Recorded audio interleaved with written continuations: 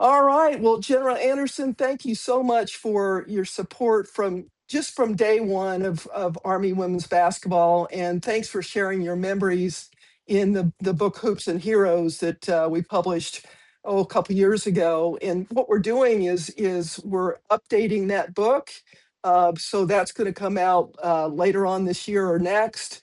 And we're also doing some audio interviews, video interviews with some really important people to the program, and that's why you were first on my list to talk to today.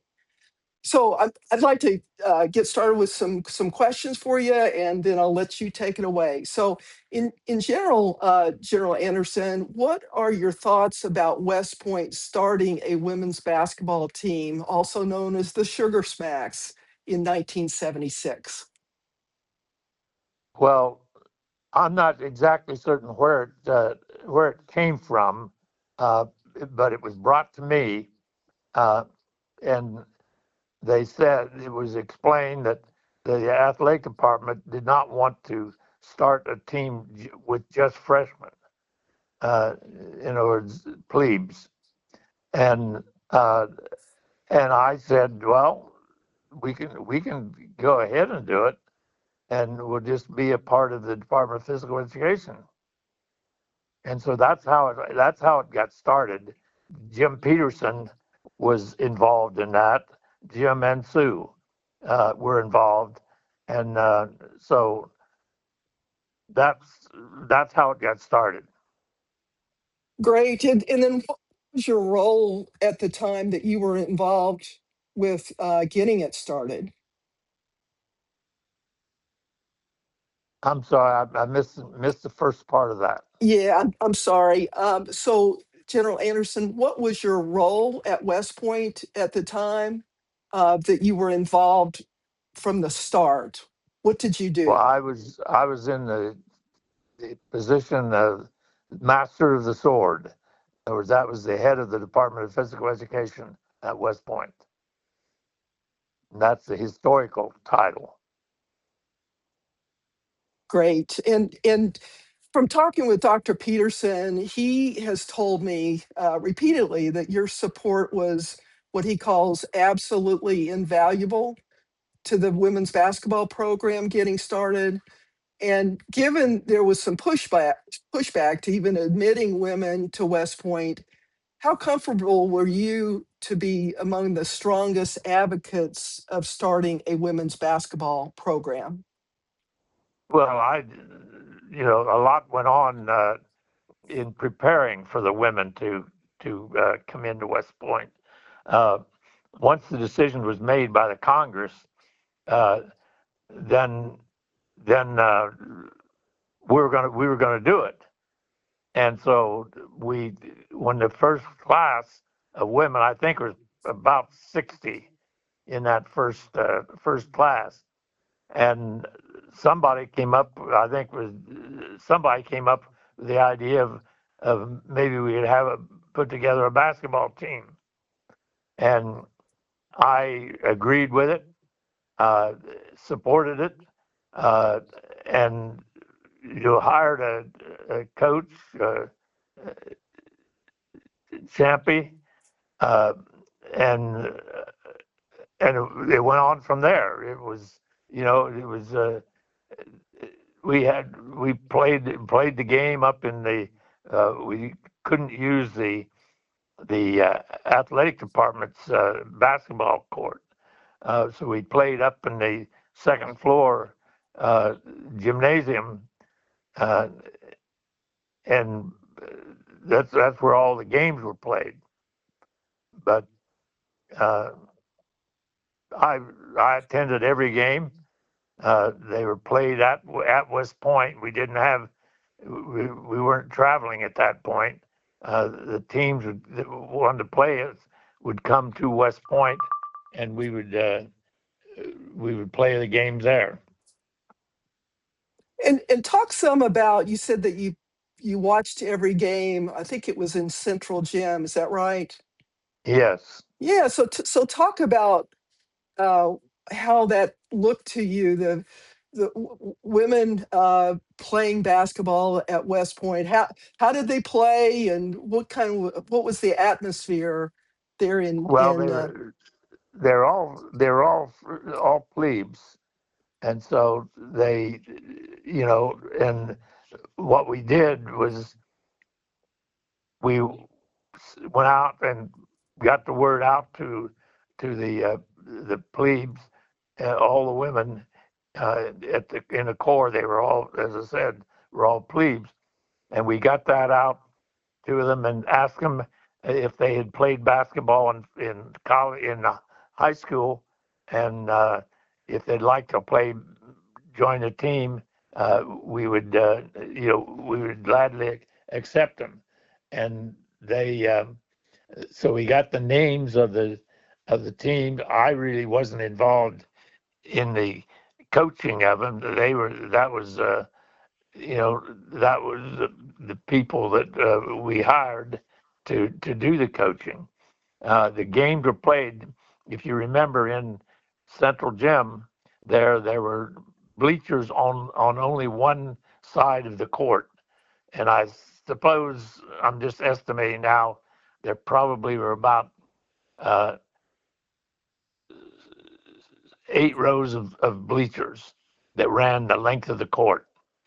And so during games, the fans would sit up in those bleachers, and where I sat. I believe, if I'm right, I believe your wife was a supporter of the team as well. Did she come to the games too? Well, she taught. She was teaching school, and so she came to some games, uh, but she couldn't come to all of them because she wouldn't get. Would generally start the games uh, shortly after classes ended, and so the games would start between about 4 o'clock, 4:30, and and so if she could get there, she would come. And there are a lot of people who packed into that gym, right? I think at first it was a little bit, what's going on here, and then people actually saw that the women could play and be competitive, and then I think the fans grew, right, during that time. Yes, yes, and I suppose probably couldn't get more than about 200 people in there to fill the place up, because on one side of the court was the bleachers, and they were pull out.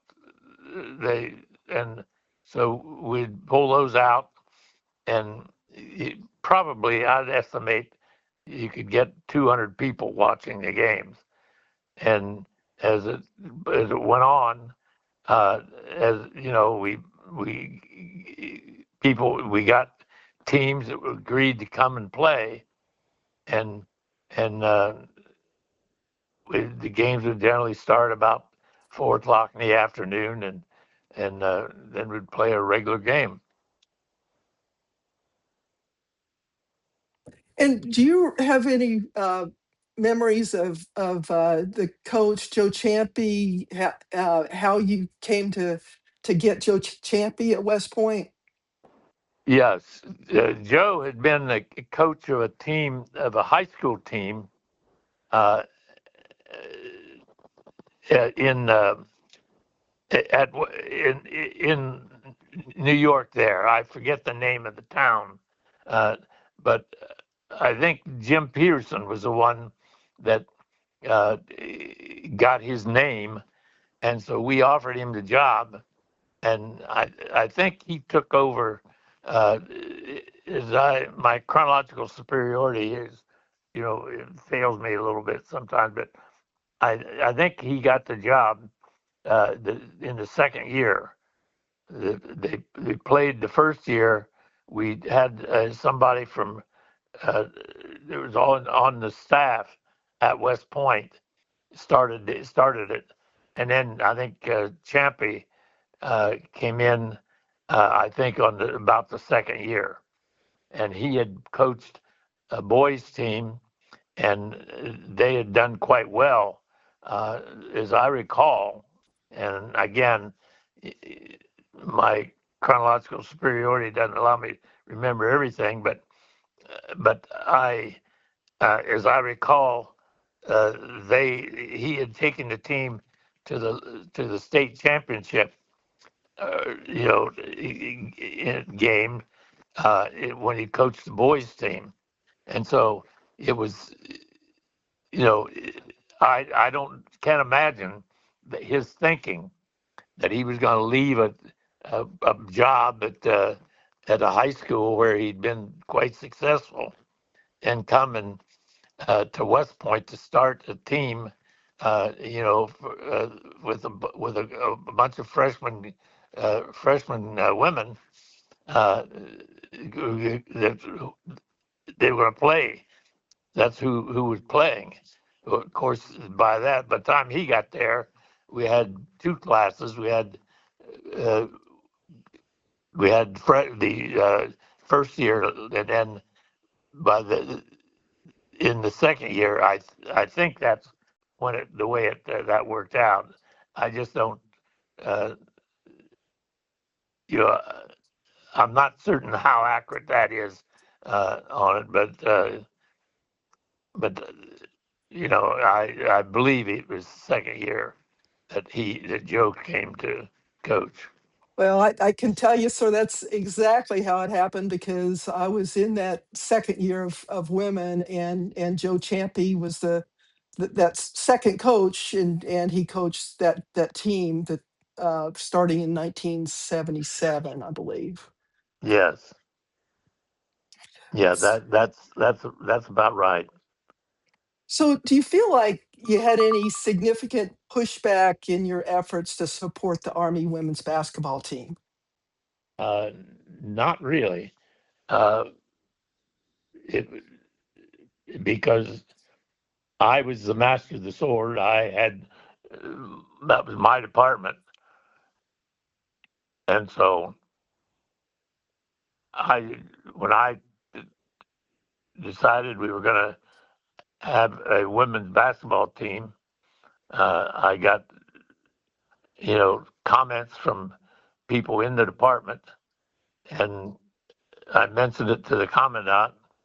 He said, "Well, it's your department. You go ahead and do it." And so that's how we got started. Well, I appreciate the strong stand that you took almost 50 years ago, and appreciate your support now. And do you agree that having a women's basketball team at West Point from the start had a tremendous impact on West Point and the Army in general?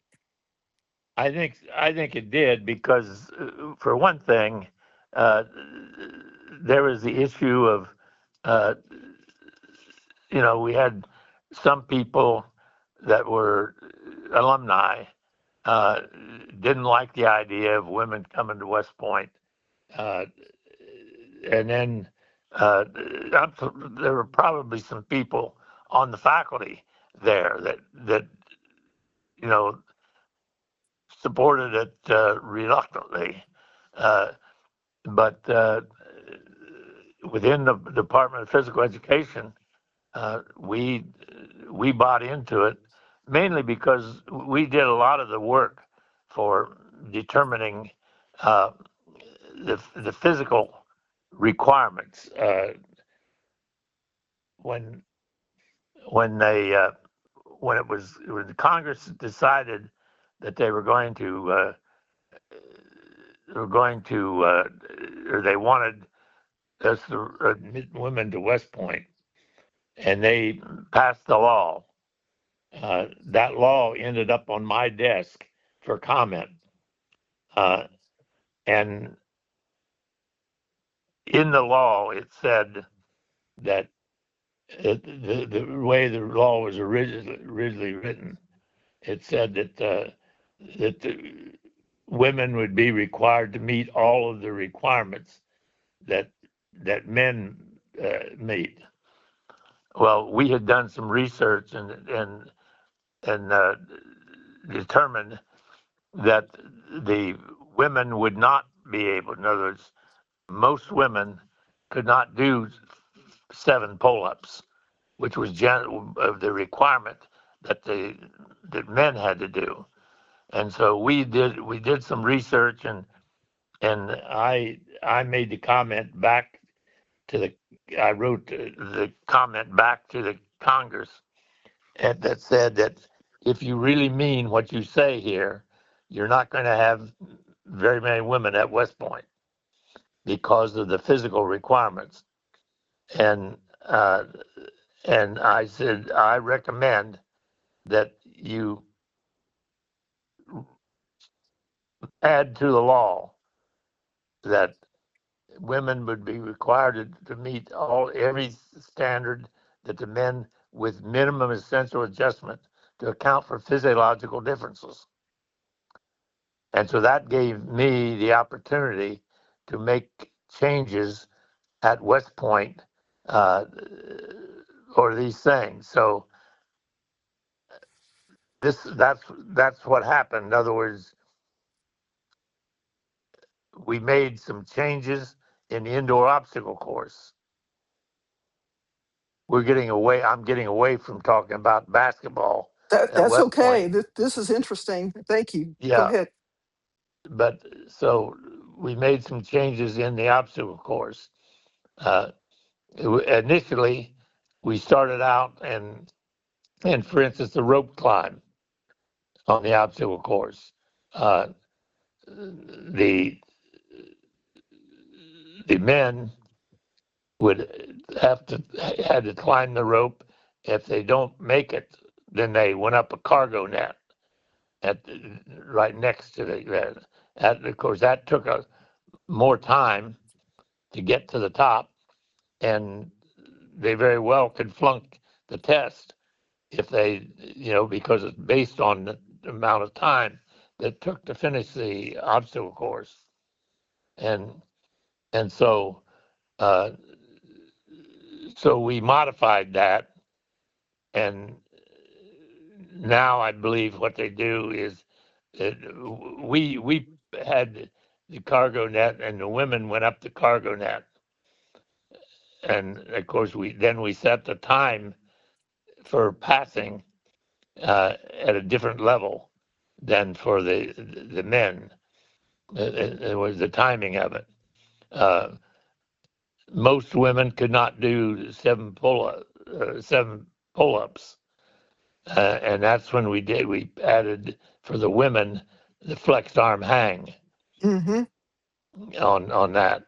The men still did the pull-ups, but the women did the flexed arm hang.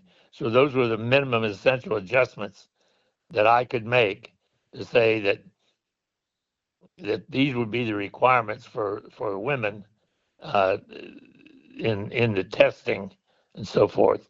So that's how this all came about. So you The were in. con- Go ahead. the Congress agreed when we sent back the minimum essential adjustment to account for physiological differences. They agreed with that using that statement, and so that's what that gave me the authority to make the changes in my program that would be a little different from the men or women.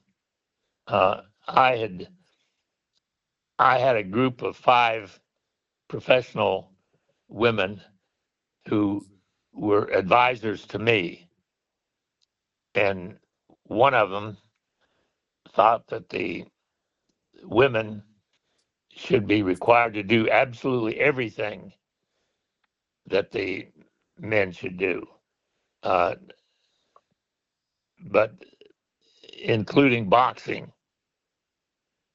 Well, my argument on that was that, you know, if women are going to have to defend themselves, you know, they're not, and it's a guy, a big guy, then the it's not going to be the way to do it is not going to be to try to punch him out. You know, there are other ways that they can gouge them in the eyes and other things that they could do to you know to defend themselves. And so those are some of the things that came into play. But as far as the basketball is concerned, uh, it we people it kind of took off, and people supported it. There may have been some people who didn't, but we were satisfied that it was being supported by cadets, both men and women. Uh, no, I don't mean every man, but there were enough of them that came to the games that we had generally a full crowd in the central gym there. That's right. And could you say a little bit more? You talked about self-defense, and I know Mrs. Peterson, Dr. Peterson's wife, was instrumental in putting together the self-defense program, and talk about how that program kind of relates to what you're talking about with boxing versus self-defense. Yes, well, we it kind of grew over a period of several years. The men had a hand-to-hand combat in the I think yearling. They could do it in either the yearling or cow year, uh, and so we modified. We we wanted the women to have experience of fighting men and in the hand-to-hand combat, and uh, and so we put that together, and the women would be required to defend themselves against a man. Now, of course, this was, you know, this was not, it wasn't real. By that, I mean, it's not as though somebody attacks you on the street, what you're going to have to be able to do. But we wanted the women to learn that that because of their body size and so forth against a man, there are certain things that they could use, and that was what came into play on the hand-to-hand combat part of the program, and that was in their I guess in their yearling or cow year when they got involved in that. Very interesting. And so, General, I just want to again thank you very much for all your support, your leadership, your wisdom over all these years, and I appreciate talking with me. What about 50 years after you started the program at West Point? You make me sound like I'm an old man or something. Stay young. Yeah.